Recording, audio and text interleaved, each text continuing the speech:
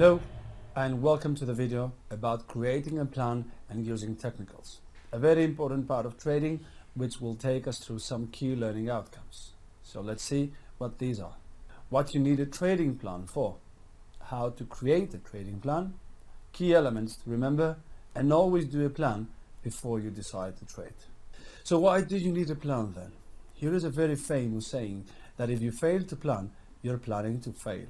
This is very much the case in trading. Traders often think that once they have set up their charts and funded their account, that they are ready to trade. That all it takes is read the news, draw your analysis on the charts, and read few books on trading and on what successful traders have done, and that is it. This is a common mistake. You've got to have your trading roadmap in place even before you start your journey. Some novice traders try to implement that by choosing to trade on a demo account for a while. Demo account would more often than not mean that you are testing a software or the markets on a live feed, live prices, but with mock money. Traders put in place a plan and trade for a few weeks. Then they go live with a real account and find out that reality is different. Why do you think that this is the case? Because a trading plan without the real circumstances taken into account is not complete. Because your decisions will not be based on true psychological biases that you will face when trying it live. A demo account in all aspects is not one that replicates the true market environment. It just helps you get an idea of what you might expect out there. So please bear that in mind.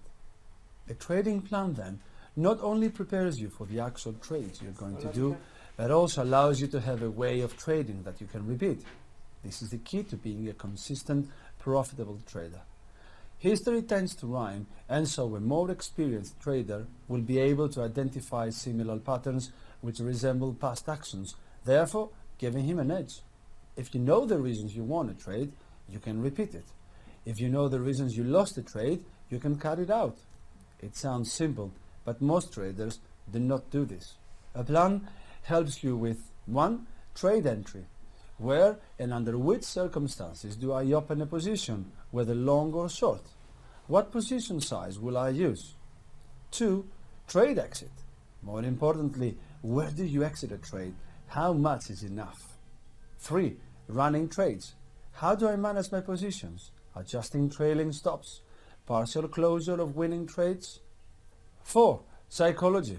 Getting used to taming your own behavioral traits. Your eagerness to cut short your gains and your habit to let your losses run, for example. Your tendency to trade what other people think is correct at the time. Your eagerness to get confirmation from other fellow traders for whom you haven't got the faintest idea of whether they're good or trustworthy.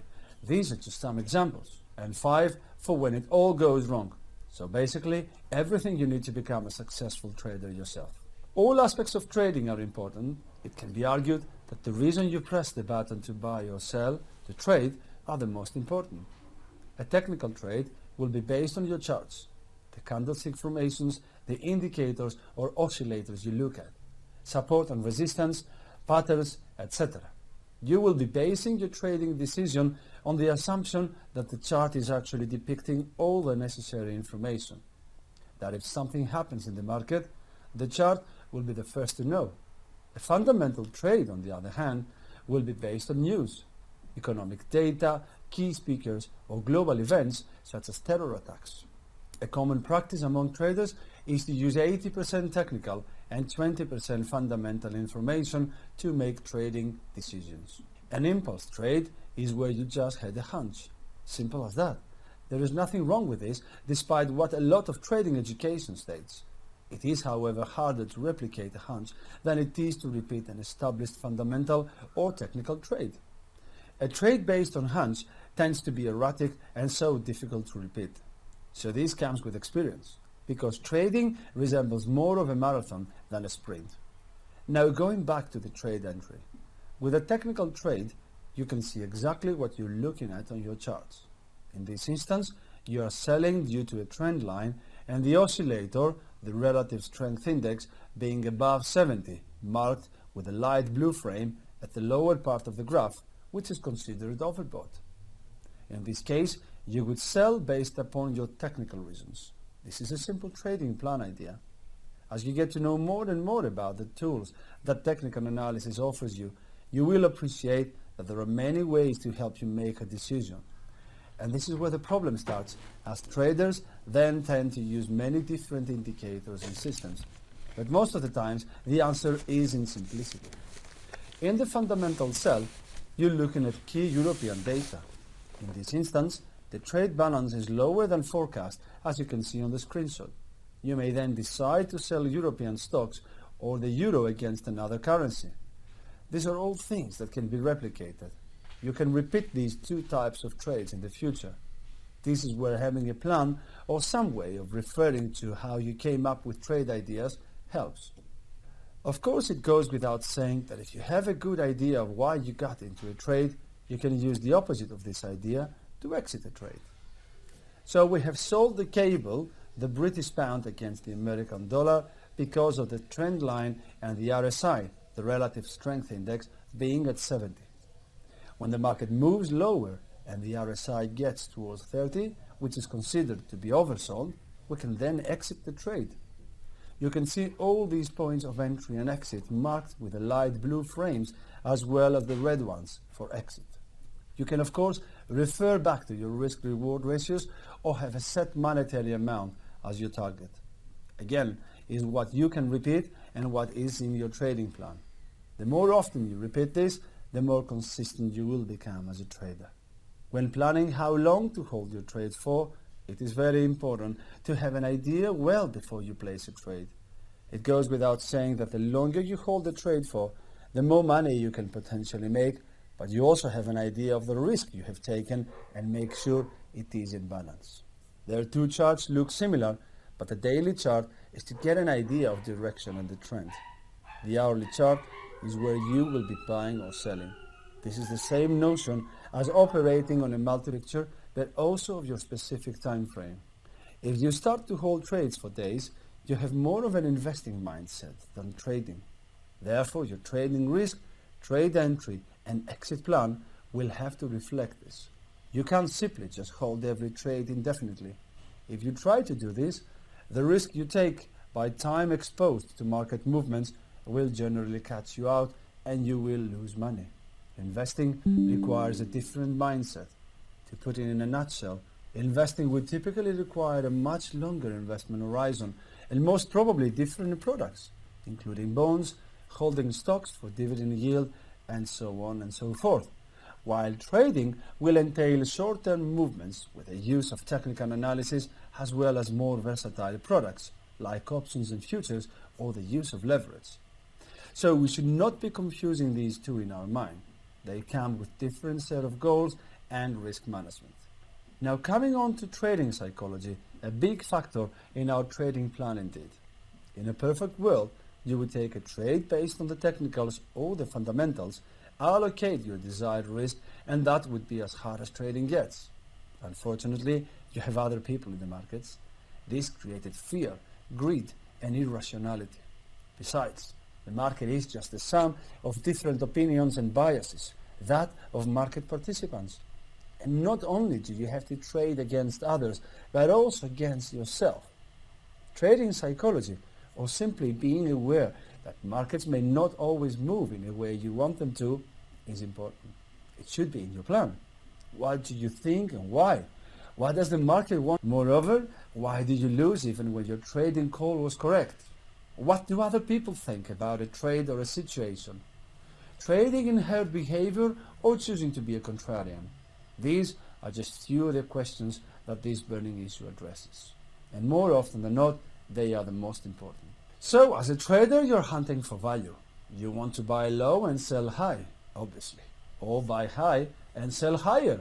If we all know this, then we should be mentally prepared that it may not be as simple as that. If everybody in trading has the same aim to make money, do we really think that the markets will act fairly and allow everyone to make the money they want? Of course not. This is why markets tend to move in such a way that it puts people in a position where they get out of what would be winning trades for a loss. It all comes back to fear and greed, but also the fact that the majority of the participants or wannabe traders are trying to make the market pay for their needs and utility bills. A tragic mistake, as you can imagine. Have you ever thought what the markets want you to think? Have you ever heard of the phrases stop grabber, pin bar, short squeeze? They are all terms that are used in the markets to describe some of the short-term market movements. If you are selling the market and you experience a short squeeze, what do you think is happening? The market knows that traders like yourself are short or selling, so the market moves up very aggressively and quickly so that traders liquidate their positions for a loss. That's exactly what the majority of the other traders thought. This short squeeze is how big traders, banks, institutions make more money. They take your thinking and use it against you for their own profit. Sounds familiar? By being aware in your trading plan that this happens, you can deal with this potential scenario. There are many sayings in life, and especially in trading. Part of your trading plan should be when enough is enough. There are no prizes for those who make the biggest loss. Everyone dislikes losing trades. It's normal. It is important when you have a trading plan that you know when things have gone wrong and when it is simply time to get out. It is a lot easier to make £1,000 back than £3,000 back, and when trading goes wrong, the amounts can jump up quickly and take you by surprise. Think about this simple trade. You buy something at 100 and you sell for a 50% loss, that is at 50.